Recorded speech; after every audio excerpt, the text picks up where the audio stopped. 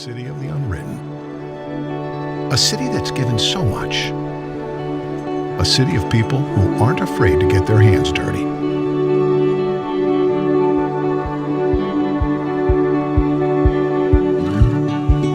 A city of makers, entrepreneurs, musicians, artists. A city of laughter, memories, and people who will welcome others in with a cup of heartwarming handmade coffee. A city of people, young and old, working together. People who explore, live, and grow together. But what makes this place special? Being listed year after year as one of the best places to raise a family. Maybe because we have a community recognized for its safe neighborhoods and revered for its low unemployment. A city where adventure is everywhere you look, where you can pioneer your own story. We've opened a new page to write on for the generations ahead. Welcome to Bismarck. Come write your story.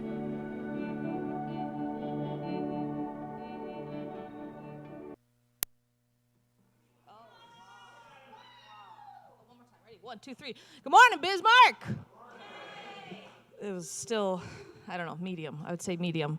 I'm Kate. I'm from the Downtowners. I'm going to be your MC today. We're going to be talking about booze. Is everybody excited about that? Russ, I know you like to talk about booze in the morning. So, hey, whoever's in the lobby, bring your buns in here. I can hear you having some conversations. We want those conversations in here. Somebody from the tech booth is going to get them. All right, thank you. That's what happens here at 1 Million Cups, right? There's a lot of conversation, a lot of cool things going on. All right, we've got a lot to get to today and a few other things happening at the beginning of the event. But first, we ask you to check in. If you don't have the 1 Million Cups app, please download it and check in. Helps us figure out who's here, helps you figure out who's here in the upcoming weeks and things like that, as well as the other people that have come and checked into the event. There they are. Just stare at them as they walk down here. Shame. Where's my bell? Shame. I'm just kidding. Welcome. Okay. Want to thank our sponsors, and we have a new sponsor, BSC Polytech, which is awesome. So we're going to see them here throughout the 1 Million Cups events as we get going. I want to thank everybody else here. They keep the lights on, keep the coffee going, all that fun stuff. So if you see them, please thank them. I know there's a few of them in the audience today.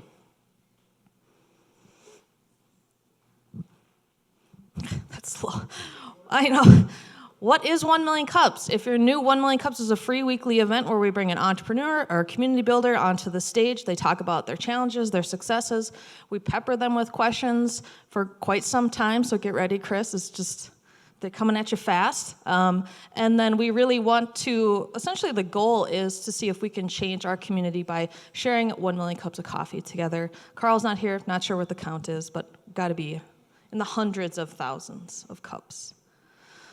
Okay, get mugged. I'm going to mug somebody. I need someone from the organizer team to come up and talk about mug clubs / we were going to give out some mugs. So, Janya's going to put her Rice Krispie bar down.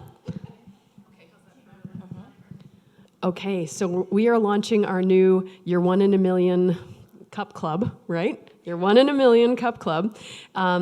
If you bring a first-timer to 1MC, introduce them to 1MC, both you and the person you bring will get one of these very sexy orange coffee mugs. Can I get an ooh? Ooh! Okay, and there's more. Wait, there's more. And we have these cute little tiny mug silhouette stickers. So the first time you get a sticker. Kayla got her sticker this morning. Every time you bring the mug back and refill it, we'll give you another sticker. You accumulate some stickers. See, they're kind of like on an airplane, right? You killed a coffee, so you get a sticker. As you accumulate those, the prizes get better and better and better until we have you so swagged up, you're like a walking billboard for 1 million cups. Can I get an ah? Thank you. Very good, Janya. Give it up for Janya. Great descriptions. Okay, so Janya, should we just have them find everybody at the back if they're new this time around or brought their mug after 1 million cups? You got everybody? Okay. If not, catch Janya on the way out and get your mug stickered. Okay, awesome.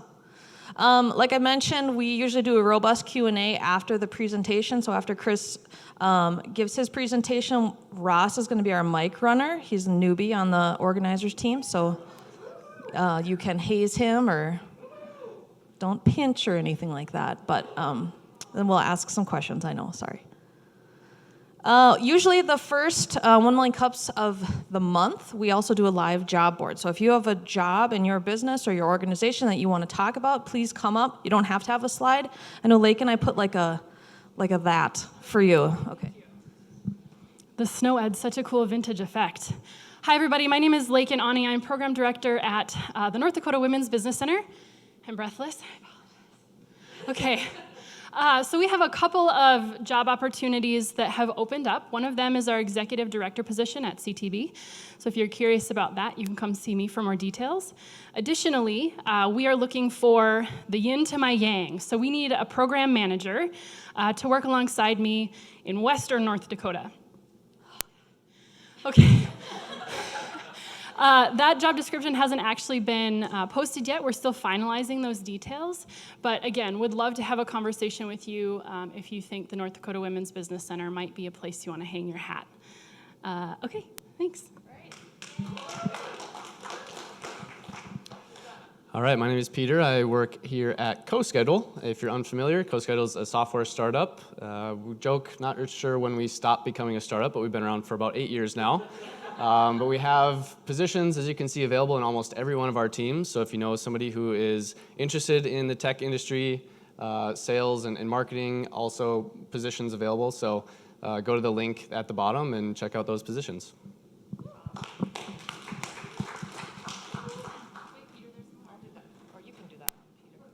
Okay, I don't work at Basin Electric, but there's a multimedia specialist position available. And you can see more information at the link at the bottom. And the reason I'm doing this is I kind of coordinate the job board here. So just a plug, if you have positions available at your company, feel free to reach out to us via Facebook or send us an email, and we'll get your slide up here so you can promote that job.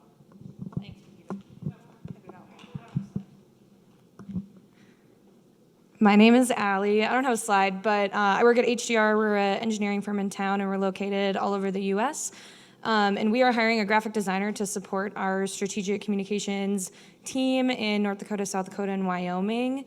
This position can be located in Bismarck, Fargo, Sioux Falls, or Rapid City. So if that sounds like something you or somebody you know would be interested, you can find our job posting online, or you can find me after, and I can give you a card and get you connected. Anybody else you don't have to have a slide? Anybody else have a job? No? Okay. Looks like there's a lot of jobs for graphic design and things like that. So if you know anyone in that world, please send the jobs their way.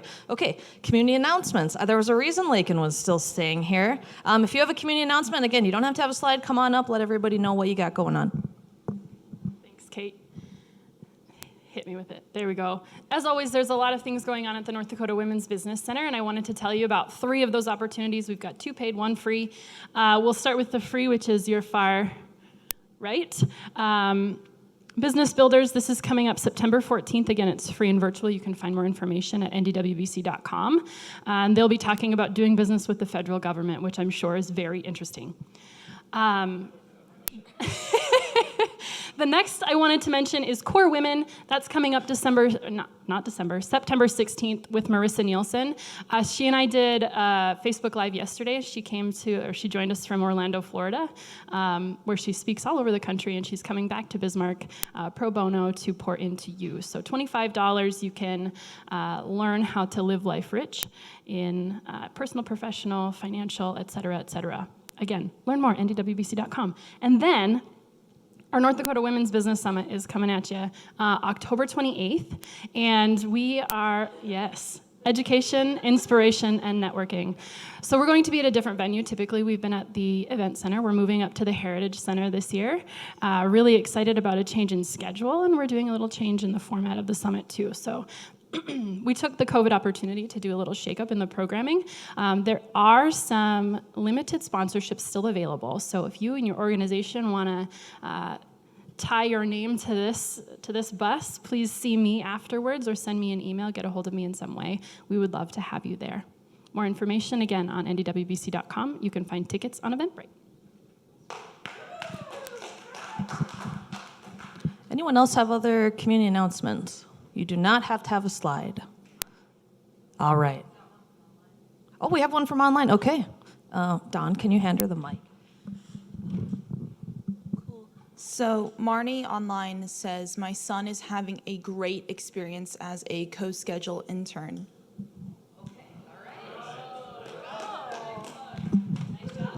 That sounds like a plant, Peter. How much money did you throw in there? Okay. Anyone else? Community announcements? 3, 2, 1. All right. Well, we're going to get started with our program at 1 Million Cups. Chris is amazing. He's got a sweet nickname, and I'm not going to say it quite yet, Chris. I think we'll save it for the end. It's family friendly, so that's good. Chris is with Bismarck Distillery. I reached out to Chris a while back. Just some background a little bit. The city of Bismarck recently, and I think Mandan's also looking at it, Ellen. I thought I saw something about that.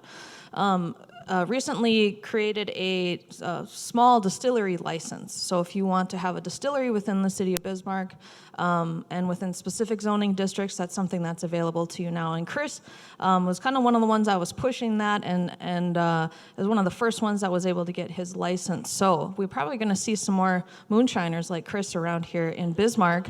But he's done a fantastic job. He's going to talk about getting that up and running and how they really support local. So please help me welcome Chris to the stage. Just push the over button. Thank you guys for inviting me to come out and speak and share kind of my passion, as well as Jordan, who is one of our partners at the distillery. Jordan and I are very passionate about craft in general, so that's what I'm going to share with you today. So one of the things that we do is, we have craft spirits that showcase locally grown and produced products. So all of our products are North Dakota based. As we grow, of course, we'll expand into the region, but right now we're focused on North Dakota. And so really, in a sense, we bottle North Dakota. And the reason I say that is one of the companies that we work with quite a bit is 2 Track Malting, which is just right outside of Bismarck, down in Lincoln. They do all of our malting. So all of our grains that we buy that are malted are going to come from them. And so they contract with farmers that are in North Dakota, some in Montana, South Dakota, depending on where we're going. But the majority of the grain that we use is actually grown in Belfield, and that variety grain was actually designed by a local university. So it came from NDSU. So it's kind of born through NDSU and their grain program. So we're really proud of not only having the grain grown, produced, but it was developed through the university and the students and their programs that North Dakota has put their money into as well. And our big thing is supporting North Dakota farmers, and that's not just grain farmers. What that is honey farmers. So one of the products that we have is a honey shine. And that is, so instead of corn, you see the moonshiners using corn and sugar, we use honey and sugar. We got lots of honey in North Dakota, so we're able to support some of our honey farmers by using that in our product. So all of our products, we do our best to buy everything locally and direct either from the farmer or as close as we can to get to that farmer. So our story, where we kind of came up, of course, everything kind of starts with a couple beers. And Jordan, I met Jordan a couple years ago. We kind of were in the craft beer industry, 2 different sides, and so that's how I got to know Jordan. So we share a common passion with locally produced craft products. He had the beer side. I was part of the malting and working with that. And also, I'm a consumer. I love going to craft breweries, so just like most people do. Same with craft distilleries. When I travel around the country, I was able to go to some of these, and that's what got me interested in that, along with some of the things that my father-in-law got me introduced to. And it's like, well, hey, how can I make that? So that's what got me into kind of thinking that. And then we're able to put two different skills together.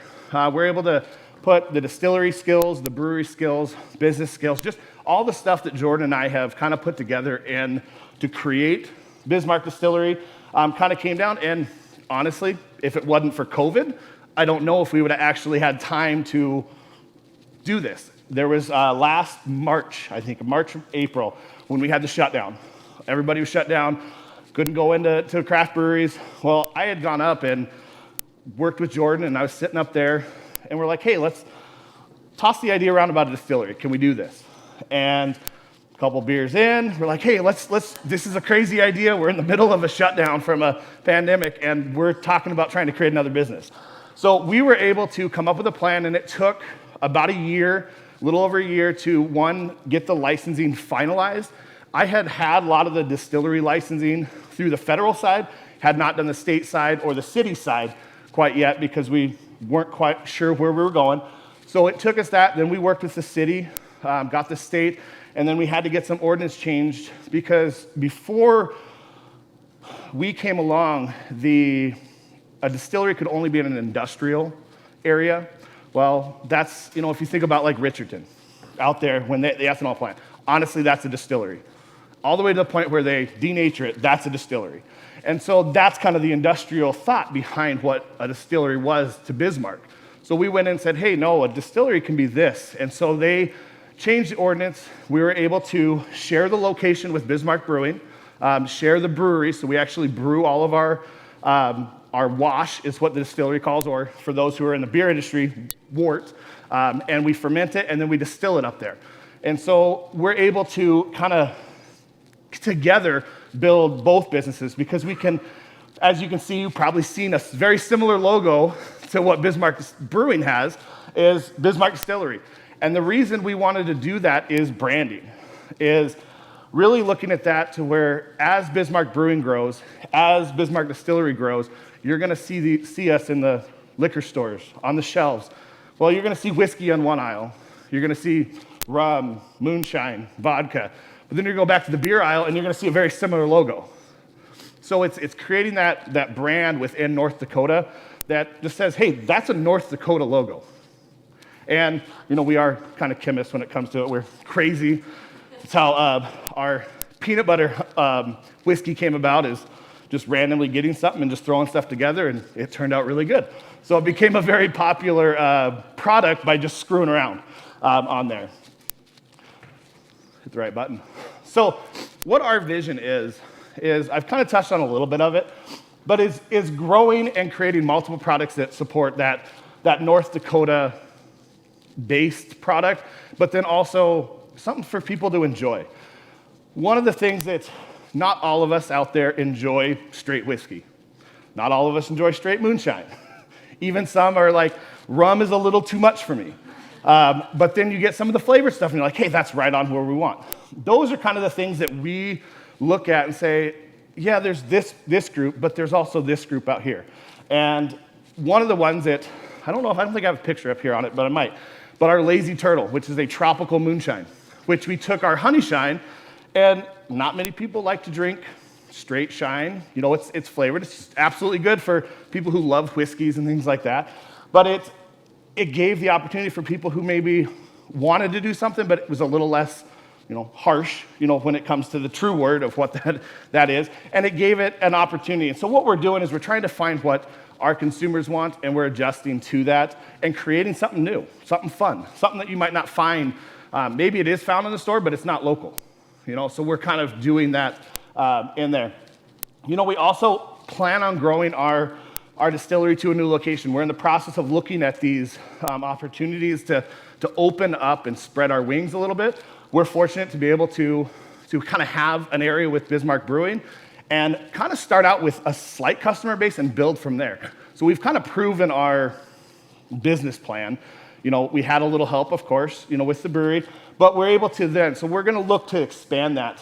And then as we grow, we want to produce more products from North Dakota that support our local growers and producers. We want to buy more from 2-Track. We want to buy more products from farmers directly. The honey, if there's something else out there that's there, we want to look at those things, because if we can make a spirit out of it, we want to make a spirit out of it and support North Dakota. So as you can see, we are 100% local ingredients to as much as we can. Of course, no one grows peanut butter flavoring or tropical flavoring. Oak, we can't get oak in North Dakota directly, so we get it from Minnesota. There's a small company, a cooperage out there, that we order our barrels from. And it's about, they're busy enough where they're 60, 70 days out when I order barrels. So those are the kind of things that we want to do. Is if we can't be in North Dakota, we want to stay regional. And that's eventually our goal. Is we want our spirits to go into Minnesota, to go into Montana, South Dakota. So we want to support them as well. So every business has mountains to conquer. And as we grow, honestly, one of the big things is the unknown. We don't know what we don't know. And so as we grow, transform, new obstacles are going to be brought up to us, and we're going to have to react to those. Constantly with COVID and working with that, every business owner is having to adjust on the fly, figure out what's going to work best. And that's where we have to stay flexible and adjust, kind of thinking on our feet. If a ball's thrown at you, move, get out of the way, catch it, do what you need to do. And so that's kind of what one of our challenges is we don't know what the next step is. When we move to a new location, what's going to bring up those challenges? The other one is capital and time. That's another big challenge that any business is going to run into is, okay, ideas with action cost money. There's no, if you need to put action on something, you have to have that money backing. How are you getting that money? Where are you getting that money from? How soon can you get it? How long is it going to take? How are you going to spend it? That's where the smart business investing comes into play. Is when you put those in there, it's, well, I can spend it on here, but is that going to value me later? Or is it just to get me started and then it's become, useless at the end? We've all bought something thinking that was going to change our life, and then about 6 months later, we're like, well, we never touch it. So kind of same thing with the business. And then patience with planning. As much as I want to jump in and buy a building, rent a building, get a new still, got to make sure I get all the checks off before we jump in, because those are the patience. So patience is, I'm terrible. I hate patience, but it's something we got to live with, I guess, and we all work with. And then kind of all of these kind of going is growth. I want to grow. We know we're going to outgrow our location. We know we're going to need to move someone. And the question that we have to ask is how, where, and when. When are we going to take that step? Where are we going to go? And how are we going to get there? And so that's some of the things that we work with people in the community, even if it's just sitting down and having questions. I've asked multiple, if it's bankers or if it's business leaders or just anybody, people with knowledge can share that with me and I can become more knowledgeable. And knowledge is honestly worth more than money to me. If I can have the knowledge, I can then grow and do that. And so that kind of leads to where we go, when we grow. And that's kind of all the things that we've talked about that go from there. So those are kind of the things that we as a company are kind of dealing with, and we have our passions, with that, and we're constantly coming up with new ideas and things that are going to help share. One of the things that we're going to be working on here this fall is there is a local grown wheat that is proprietary to a farmer, and so it can only be grown by that farmer or whoever they allow to grow it, and then it's malted by 2-Track, and so we're going to make a vodka out of that. So it's a solely based North Dakota product that honestly you can't get that grain from really unless you buy it from 2-Track, but it's going to really based on that, and so that's actually called Astro is what the grain is, and so we're actually going to have a little play on words, and we're going to call it astronaut vodka. And so it'll be a wheat vodka that we'll have. And so we're hoping this fall we'll come out with that. You'll kind of see our little astronaut character probably pop up on our Facebook page as we get closer to it. But just those are kind of the things that we're going to have fun with. We want to share our passions, but then also, teach people. When you come in and buy some of our product or taste our product, I'm not going to say, here you go, enjoy. I'm going to tell you about it. I want to teach you about how that is. Probably one of Jordan and I's favorite things is teaching people about what we make, how it's made. Everybody's probably seen moonshiners on TV, and it's what a lot of us like, oh, that's freaking cool. And it's like, oh, that's dangerous, and all these things, and then they ask those questions. Well, why is it dangerous? What is this? Well, here's what in real life, in a business atmosphere, how that is going to take place, and what precautions do you take, and things like that. So those are all the things that kind of, one, got us interested in it, and then, of course, through research on that. But I appreciate you guys letting me come up here, talk, share about what we're doing, and I look forward to your guys' questions.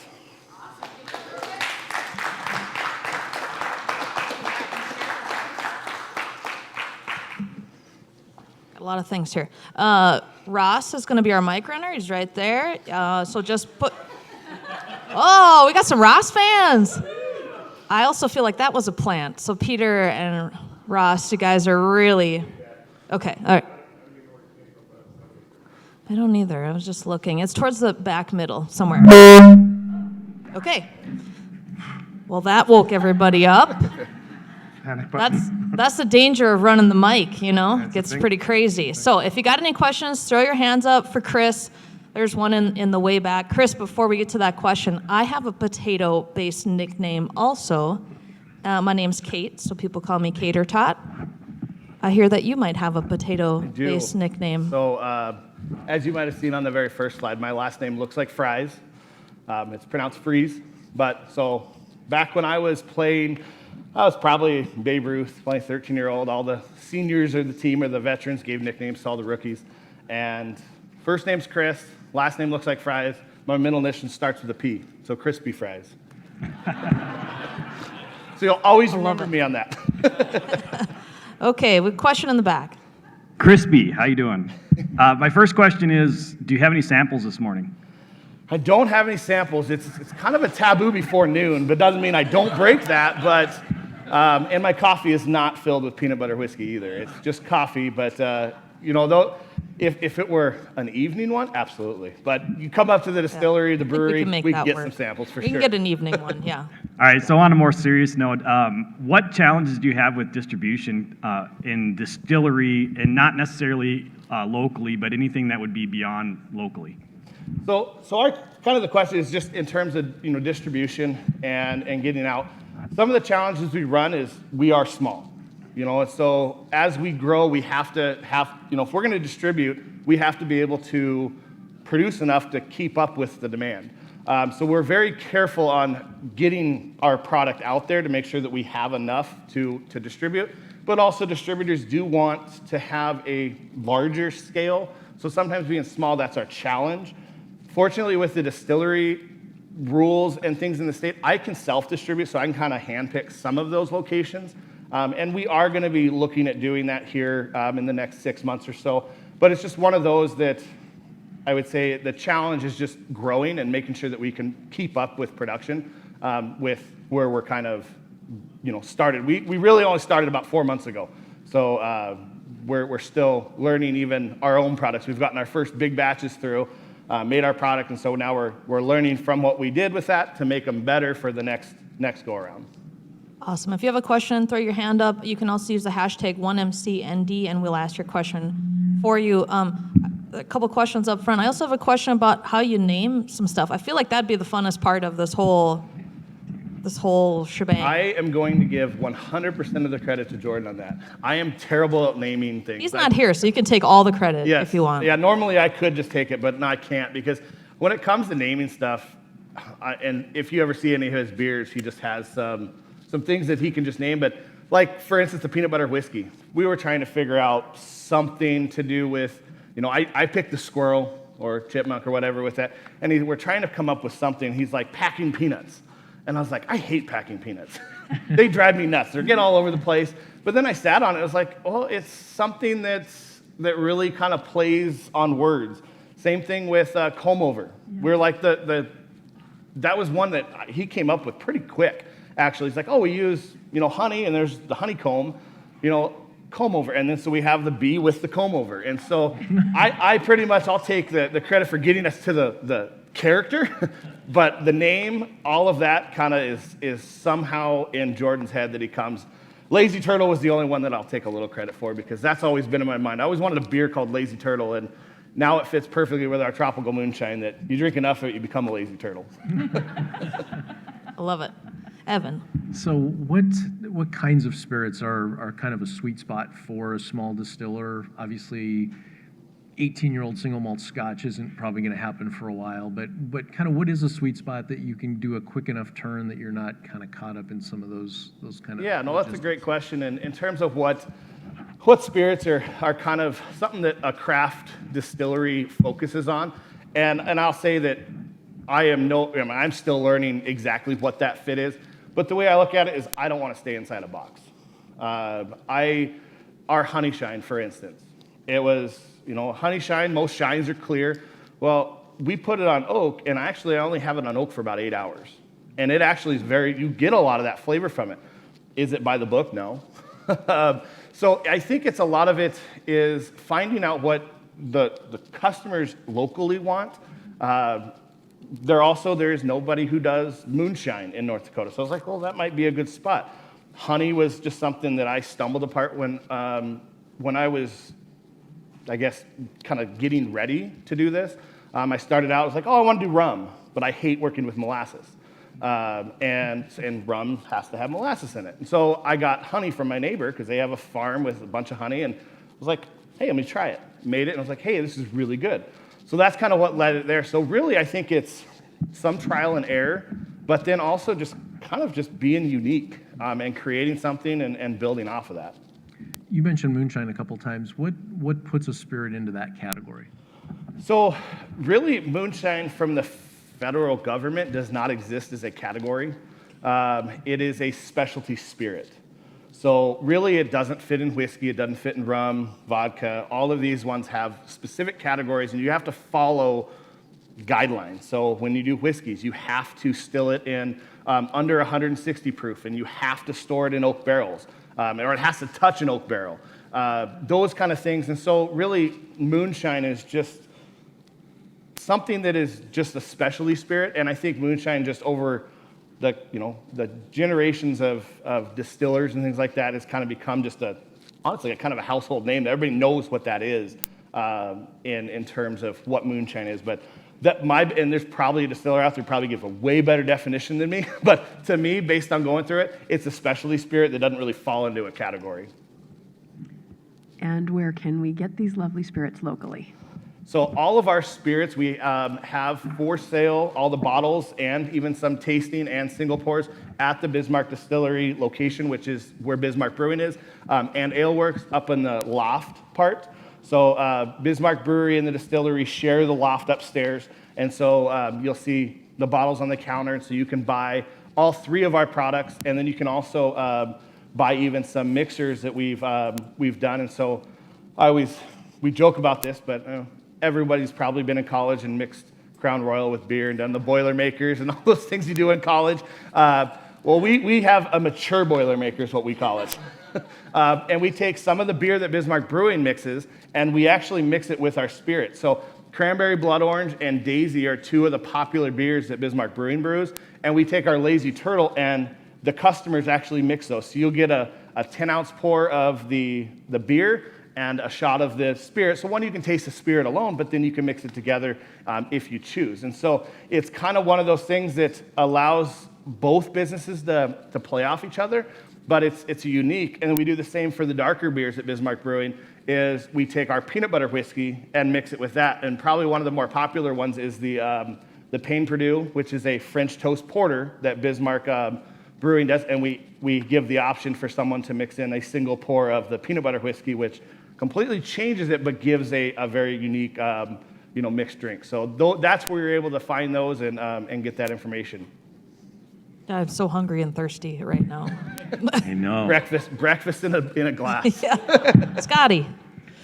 2 questions. One, what was it like when you bottled your first bottle, put the label on, put the cork in, wax it up, what did that feel like for you after all of this?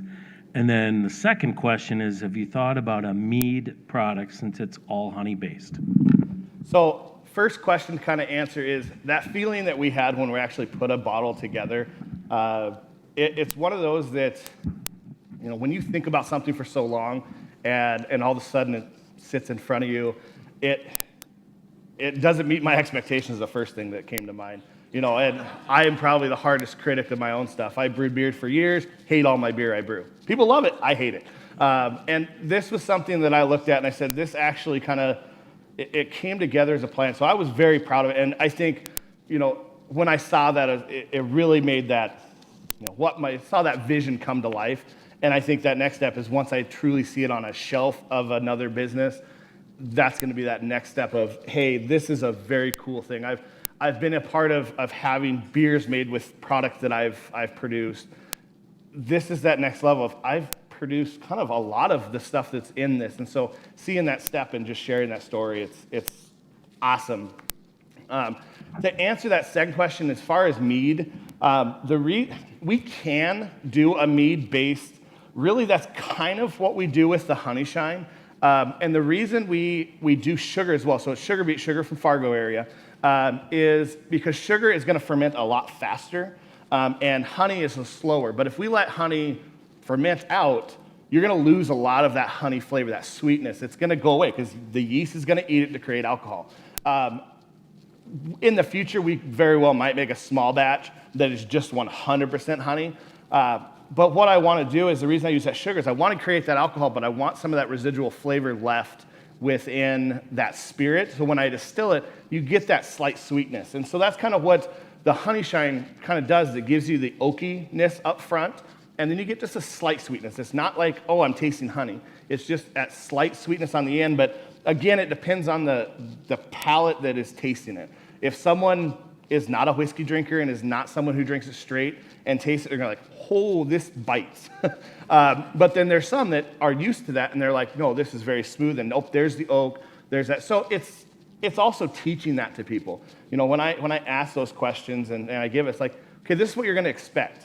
If you're not used to drinking it, it might feel a little hot. You're not going to get that burn on the tongue or burn down the throat, but you're going to get a warmth in your chest and those kind of things. But everybody's palate's different, so that's always the challenge that we'll run into. So it's teaching that, so then you can learn.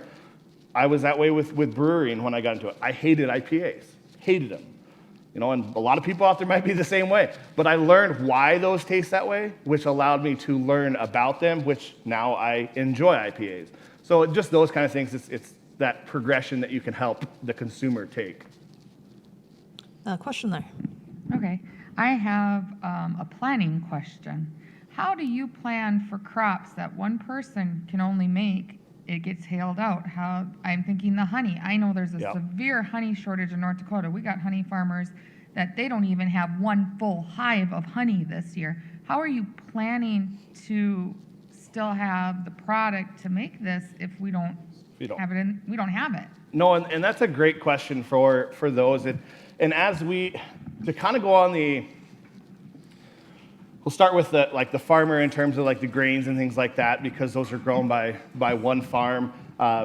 We have that's also something we work with 2-Track on is saying, hey, and this is any brewery that buys it from any product is, hey, can we have that? Well, the one thing I know 2-Track does is they grow multiple years worth of product. So we have make sure that we have enough product that they do. So if there's a bad year, which a couple of years ago, I think it was 2017, we had the really drought. It was like no barley was able to be grown really. It was all bad. They had enough to be able to produce, you know, to keep all of the breweries. And at that time I wasn't there, but Bismarck Brewing kept those going.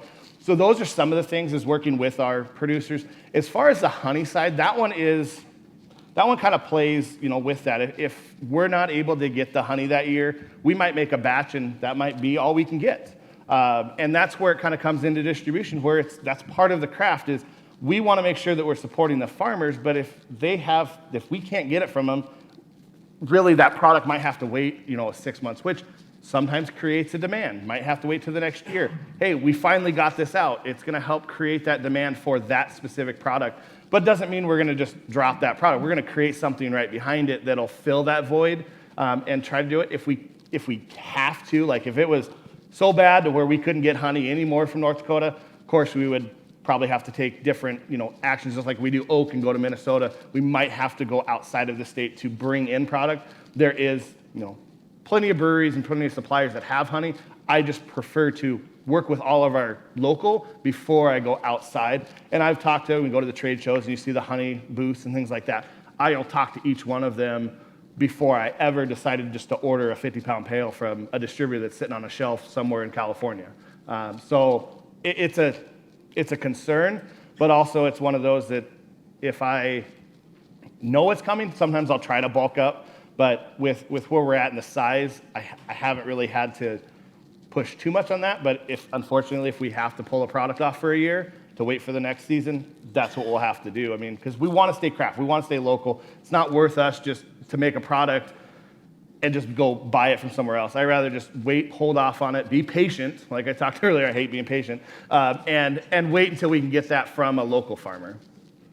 Scott, what's that beer that you can only get in Wisconsin? Yeah, I feel like there's something here we could do. Like this is the only, you can only get in North Dakota, and then people just like fall over themselves to get spotted cow. Yeah. Okay, well, we'll work on that. Gotcha. There we go. Okay. Question here, Brent. Yeah, hey Chris, Brent Solberg here. I know when you first started doing this, you and I had a conversation, and you said that you guys were doing some things with accelerated, I don't know if it was accelerated fermentation or with the oak, Yep. So and you said that the honey shine only touches the oak for about 8 hours. What's that process like? And does that get you to like a bourbon style whiskey or like a 18-year scotch like Evan was talking about sooner, or does it take 10, 12, 8, whatever years to get there? No, that's a great question. And part of it is going outside of the, here's the traditional rules and saying, no, I don't want to follow them and trying to come up with a unique product. But there is a lot of different techniques that are out there. You might have heard of sound waves, of oak getting infused with sound waves. And what we're doing is actually doing small batch aging. So we have a larger surface area of oak to our spirits. So the barrels that we ordered are 30-gallon barrels, which actually age whiskey to a point where a distillery feels that that is a suitable time in about 9 months. Where if we had a 55-gallon barrel, a year is a year in a 55-gallon barrel. There is no, that's where your 18-year-old scotch is. It's in a 55-gallon barrel for 18 years or 12 years. Well, when you start increasing that surface area, that spirit can pull more of those oak flavors in, which can technically age it faster. When we say age, it flavors it faster. Maturity, when you get someone who is a connoisseur of whiskeys, you can't speed that up. Those are things that with age you get. But within the flavor, the way I look at it is, I want to be able to share the flavor. I've been fortunate to taste some very expensive scotches and whiskeys, and I've tasted them side by side with some cheaper ones, and sometimes the cheaper one tastes a lot better. But I've kind of noticed that I want to share those flavors that you get from a aged one, that a longer age that most people aren't going to be able to buy, and share it with the normal consumers. I mean, I still don't. A $75 bottle of whiskey is like once a year maybe, and they have a little sip of it once a year, something like it. It just sits on my shelf. But I want to be able to have something that can be a regular drinker that I can enjoy, but not feel like I'm having, every month I got to spend hundreds of dollars for it. But it's that flavor, and so as that surface area ages, that we're tasting it throughout and finding that point where I feel, hey, this is going to work for our consumers.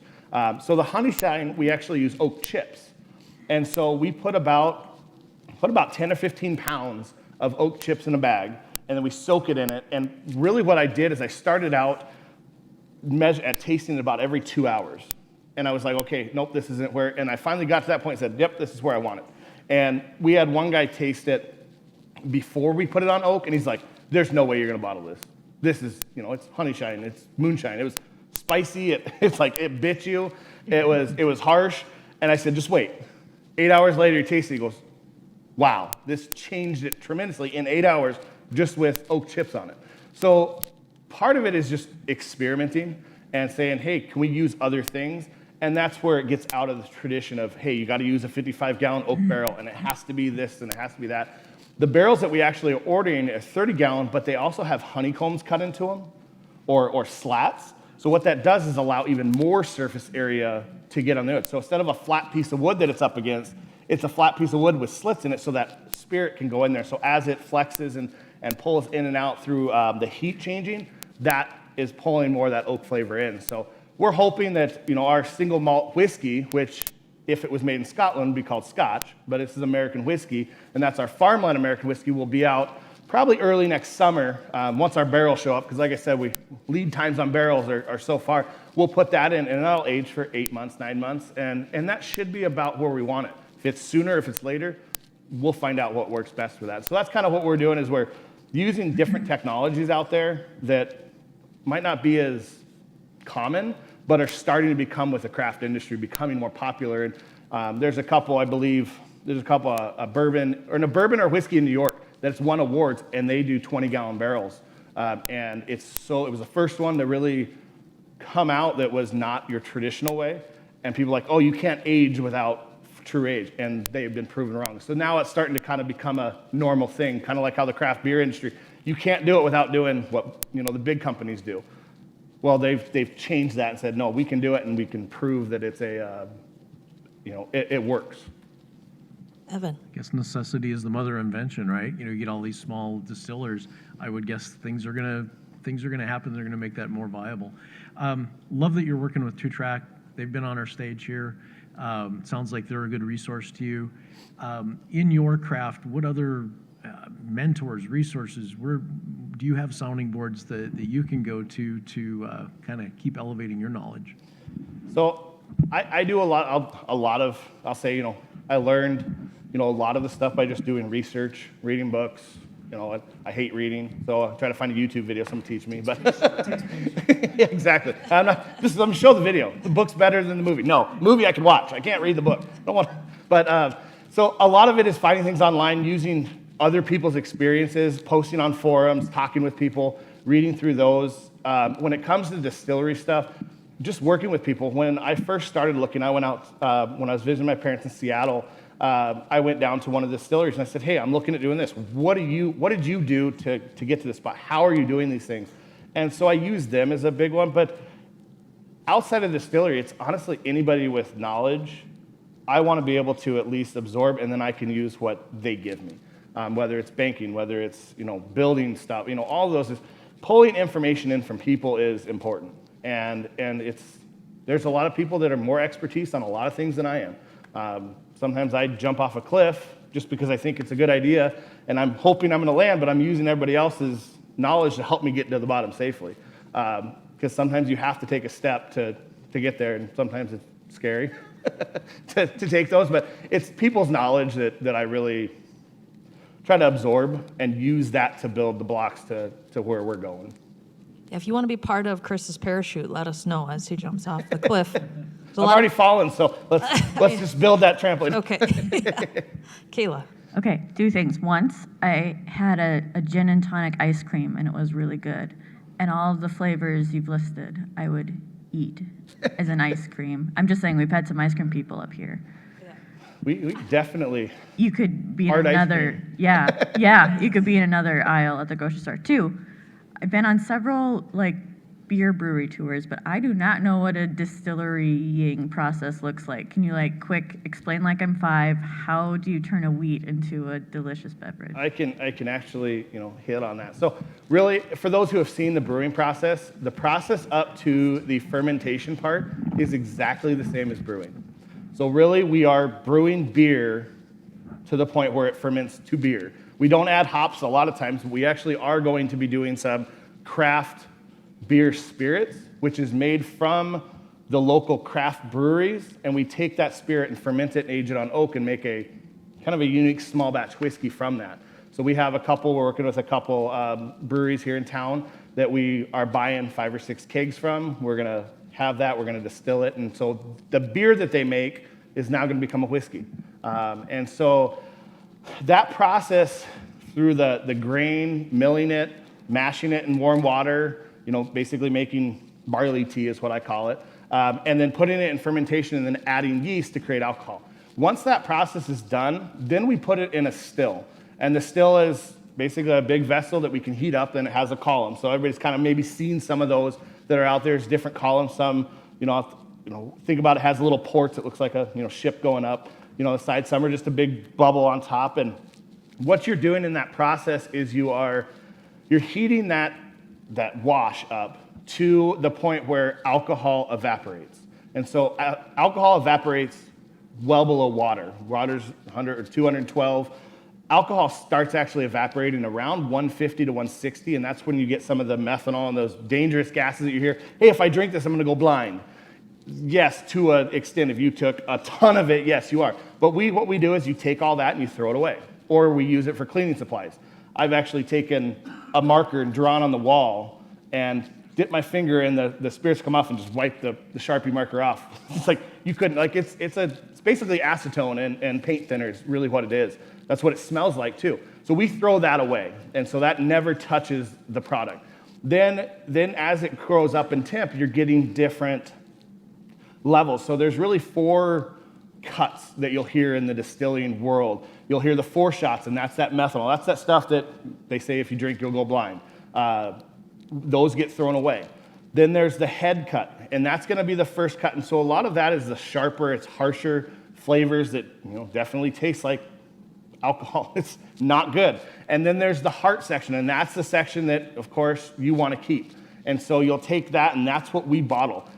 Different companies who make different levels of spirits might take a little bit more heads and hearts and mix them together, and that's how you can create a bigger volume, which can bring the price down.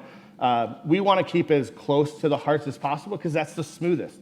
I've tasted at 140 proof off the still, and it tastes just like 80 proof. There's no burn, it's just, that's how smooth some of those hearts can be. So after the hearts, then you get into the tails, and that's just pulling the rest of the alcohol off and some of the flavors. I always do an example of it smells like a wet dog or wet cardboard. It's not appeasing, it's not appealing to do, but we distill it off and we add it back into another wash because there's flavor and alcohol in there that's gonna pull off. So we reuse that in there. And sometimes with the heads we do as well because there's flavors in that we wanna keep for the next run. And that's also how you hear about generational things within whiskey is, it's generation 1, generation 2, because they'll take the first run, the extra stuff that we cut out, put it in the next one, and so you kind of always have a generation of the last one that's done. And so that's kind of the process. And then once we are finished with the distilling process and make our cuts, then we either put it on oak, or what we'll do is we just designed kind of our own little filtration system that we're going to be doing, and we're filtering everything through activated charcoal. So all of it will be filtered through activated charcoal, then it'll go in a barrel, or it'll go in a bottle if it doesn't need to be aged. So our vodka that we're coming out, that'll go straight from the still, make the cuts, go through the filtration, go into a holding tank, and then we'll bottle it from there. So really if you think beer plus the distillery, that's kind of where it is, and then bottling is all manually done with a little machine, and of course, not super efficient, but you gotta start somewhere. If I see Kayla's window start to fog up in her apartment, we'll know she's been attempting some stuff. Okay, we have one more question, probably time for one more from online, and then we'll ask her last question. Yeah, well, less of a question and more of a compliment. 2-Track Malting has been watching, and they say great presentation, Chris. Thank you, guys.